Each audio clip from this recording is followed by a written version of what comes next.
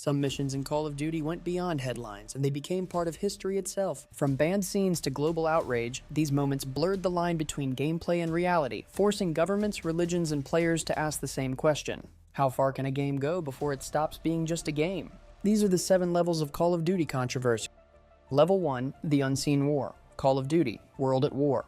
We begin with a low-level controversy, relatively speaking, a case the German Polizei could wrap up before lunch. It caused a stir across Germany but never reached the world stage. Call of Duty, World at War, drops players into the final days of World War II, where they storm Nazi-occupied cities and fight through brutal scenes of violence. Exploding limbs, fire, and graphic executions made it the darkest Call of Duty yet, but in Germany, where showing Nazi symbols and extreme gore is heavily restricted, the full version never made it to shelves. The government banned its original release, forcing Activision to create a censored edition. When World at War launched in 2008, it quickly ran into legal trouble in Germany. The original version included Nazi imagery, swastikas, and high levels of violence, all forbidden under German media law unless clearly labeled as art or education. To comply, Activision had to release a separate version, no swastikas, no dismemberment, and fewer gore effects. Even the flamethrower animation was toned down. News outlets like Time and The Guardian reported on the changes, describing how Germany's strict anti-Nazi symbol laws forced developers to walk a tightrope between authenticity and legality. German players said the censored edition felt lifeless, while others argued it was the right call for a country still reckoning with its past. The debate spread fast. Some fans outside Germany accused the government of rewriting history by hiding Nazi symbols from younger players. Others defended the decision, saying it was part of the country's responsibility to prevent extremist imagery from being normalized again. In interviews, Treyarch developers said they understood the restrictions but admitted the edits changed the tone of the entire campaign. What was meant to feel like a grim look at history became a safer, sanitized version. This earns level 1 because it was the first major Call of Duty game to face government censorship over historical content. It showed that realism has limits, and that the way we remember war isn't just controlled by artists or gamers, but by the laws of the countries we play in. Level 2, Shock and Awe, Call of Duty 4, Modern Warfare. Level 2 takes things up a notch, a controlled explosion of controversy that would make even the FBI look twice. Gamers are used to the extreme, they thrive on it. But this mission, it hit a nerve even the most desensitized players didn't see coming. In Call of Duty 4, Modern Warfare, players take part in a rescue mission in the Middle East that suddenly turns into one of gaming's most shocking moments. After extracting a downed pilot, a nuclear bomb detonates. The player crawls through the wreckage, choking on smoke and dust before collapsing and dying on the spot. No heroic escape, no victory screen. Just silence. It was the first time a blockbuster game killed the player mid-mission. The first Modern Warfare was released in 2007, and this scene changed how people talked about video games. The Guardian called it a moment of horror rarely seen outside documentaries. BBC News said it blurred the line between realism and trauma. Players weren't used to this kind of storytelling, one where they didn't survive, didn't win, and it couldn't stop what was coming. Parents groups and politicians quickly spoke out, saying the mission went too far. Some called it emotional manipulation, a way to make tragedy entertaining. Others argued that it was important, that games had finally grown up enough to show the human cost of war. Infinity Ward, the game's developer, defended the decision. They said they wanted players to feel the consequences of modern warfare, not just rack up kills. This isn't about glory, one developer said. It's about loss. Still, the debate raged. Critics pointed out that the level resembled real-world events from Iraq and Afghanistan, released during an era when those wars were still ongoing. In the Middle East, some broadcasters even refused to advertise the game, calling it too realistic, too soon. This earns level 2 because it was the first time a Call of Duty mission became a cultural conversation instead of just entertainment. It didn't rely on gore or controversy to shock players, but simply silence, tragedy, and helplessness. For many, Shock and Awe was more than just a mission. It was the moment video games proved they could make people uncomfortable for the right reasons. Level 3, the Castro assassination, Call of Duty, Black Ops. Level 3 steps into CIA territory, the world of deniable missions, blurred motives, and historical gray zones. It's the point where Call of Duty stopped being a shooter and started playing with propaganda. In Call of Duty, Black Ops, 2010, players join a secret CIA strike team during the 1961 Bay of Pigs invasion. The mission? Infiltrate Fidel Castro's mansion and assassinate him. You fight through guards, breach his room, and pull the trigger. Castro falls. Mission complete. Or so it seems. Minutes later, you learn the truth. It wasn't him. You killed a body double. The real Castro escaped, and the controversy began almost instantly. The moment the game was released, Cuba's government reacted with outrage. State-run media site Cuba Debate accused the game of glorifying assassination and spreading perverse American propaganda. The statement read, What the United States could not do in 50 years, it now tries to do virtually. That quote exploded across headlines. The Guardian, BBC News, and Reuters reported that Cuba saw the mission as more than fiction, but rather viewed as an insult. To them, Black Ops turned one of the darkest chapters of the Cold War into entertainment, letting players do virtually what the CIA had failed to do in real life. Political analysts pointed out that Black Ops blurred the line between history and fantasy. The Bay of Pigs invasion and the CIA's real assassination plots were part of documented history. But the game's version simplified those events into a single playable mission where the good guys pull the trigger. Critics in the West were also divided. Some praised the boldness, calling it interactive Cold War storytelling, where others said it was reckless. IGN described it as a diplomatic nightmare disguised as a shooter. Activision refused to apologize, calling it a purely fictional experience, but that didn't stop talk shows, newspapers, and political forums across Latin America from debating the ethics of killing real historical figures in video games. This earns level 3 because it was the first time Call of Duty triggered a real-world political response. The line between a mission and a message had officially disappeared. Level 4. Innocence lost. Call of Duty Modern Warfare 3. Got real at level 4. We're deep in MI6 territory where polished cities hide dirty secrets. A family vacation turns into chaos in the aftermath. Facebook petitions calling for Call of Duty's ban. In Modern Warfare 3, 2011, players briefly watch a home video of a family visiting London. A father films his wife and young daughter laughing, feeding pigeons, and walking toward Big Ben. Then, a truck explodes nearby, killing them instantly. The video drops to the ground as smoke fills the screen. The player doesn't fight or shoot. They just watch. For the first time, Call of Duty showed war through the eyes of the innocent. The reaction was immediate and fierce. Parents, groups, journalists, and politicians accused Activision of crossing a moral line. The Guardian said it deliberately unsettles. The Daily Mail called it a sick attempt to exploit tragedy for profit. The scene hit too close to home. Just a few years earlier, London had suffered real terrorist attacks. Seeing a child die on screen in such a familiar setting was too much for some players. Social media erupted with debates over whether this kind of shock had any place in a game. Infinity Ward defended the mission, saying it was meant to make people feel uncomfortable, to show the cost of terrorism, not glorify it.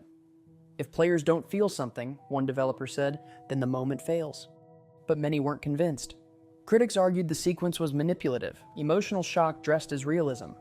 Others praised it as brave, forcing players to face the consequences of violence they usually cause in-game. IGN called it a painful reminder that war doesn't just happen to soldiers. Despite the backlash, Modern Warfare 3 broke records, earning over $750 million in 5 days. Yet the controversy didn't fade. The London family scene became a symbol of the franchise's growing willingness to trade comfort for confrontation. This earns level 4 because it showed that Call of Duty's biggest shock wasn't always blood or politics, but mere empathy. It made players watch the victims instead of the heroes, and for many, that was harder to handle than any firefight. Level 5. Rewriting History. Call of Duty. Modern Warfare 2019. Level 5 enters SEAL Team 6 territory, precision without proof, execution without explanation. The Highway of Death blurred the line between military realism and revisionist history, and suddenly the mission that never happened became the one everyone remembered. In Modern Warfare 2019, players visit a Middle Eastern war zone and come across a stretch of road called the Highway of Death. The story claims that Russian forces bombed civilians as they tried to flee, but in real life, the Highway of Death refers to a real 1991 Gulf War event where US-led forces attacked retreating Iraqi troops. Players quickly noticed the connection, and accusations of historical distortion spread worldwide. The backlash was immediate. Russian media accused Activision of rewriting real history to make Russia look like the villain. State-run outlets like RT called it propaganda disguised as realism. Politicians in Moscow described the game as an act of information warfare. News outlets such as The Guardian and BBC covered the controversy, questioning how a game that claimed to show the true face of modern conflict could change facts so freely. Even Western critics found the choice troubling. Polygon called the mission morally dishonest, while IGN wrote that it shows America's wars without showing America's guilt. Activision responded that Modern Warfare was a work of fiction. But that excuse didn't hold up. The mission's visuals, a desert highway littered with destroyed vehicles, looked almost identical to real images from the 1991 Gulf War. The shared name, the Highway of Death, made the connection undeniable. Players posted side-by-side comparisons online, and the story exploded on social media. Russian game reviewers began review bombing the title with 1-star ratings. Activision quietly avoided addressing it further. This earns level 5 because it wasn't about violence or shock value, it was about rewriting the past. The controversy revealed how much power a video game has to shape what people remember as truth. In the wrong hands, realism can become revisionism, and fiction can quietly replace history itself. Level 6. The sacred text scattered, Call of Duty, Vanguard. Level 6 took the politicizing of fictional games to a whole new level, crossing the line from politics into faith and offending one of the world's largest religions. If this had happened in real life, it would have called for the GID aka Saudis version of the Mossad to step in. In 2021, Call of Duty, Vanguard players exploring a zombies map found something shocking. Torn pages of the Quran scattered on the floor, stained with blood and dirt. To Muslim players, this was deeply disrespectful. In Islam, the Quran is sacred and must never touch the ground or appear near filth. What developers thought was harmless environmental detail turned into one of the franchise's most widespread global controversies overnight. Within hours, screenshots of the map went viral. The hashtag #CallOfDuty trended across the Middle East and South Asia as Muslim players expressed anger and disappointment. IGN Middle East described the reaction as a wave of sadness and outrage from players who felt ignored and disrespected. Outlets like Eurogamer and Dexerto quickly covered the story, calling it a preventable cultural disaster. Prominent Arab streamers and gaming influencers, some with millions of followers, called for boycotts. One wrote, "You don't need to understand Arabic to know this is wrong." Activision responded quickly, removing the offending map and issuing an apology within 24 hours, but made another mistake. The apology was posted only in Arabic on regional social media accounts. Western audiences never saw it. Many players saw this as an attempt to quietly contain the backlash rather than address it globally. Critics accused the company of negligence, saying that a project of this size should have included cultural consultants. Eurogamer called it a lesson the industry keeps learning too late. The fallout damaged the franchise's reputation across Muslim-majority regions. Activision lost influencer partnerships, and many fans vowed not to return to the series. This earns level 6 because it showed how cultural ignorance can cause as much outrage as political propaganda. It proved that controversy doesn't always come from violence, sometimes it comes from carelessness. Level 7. No Russian, Call of Duty, Modern Warfare 2.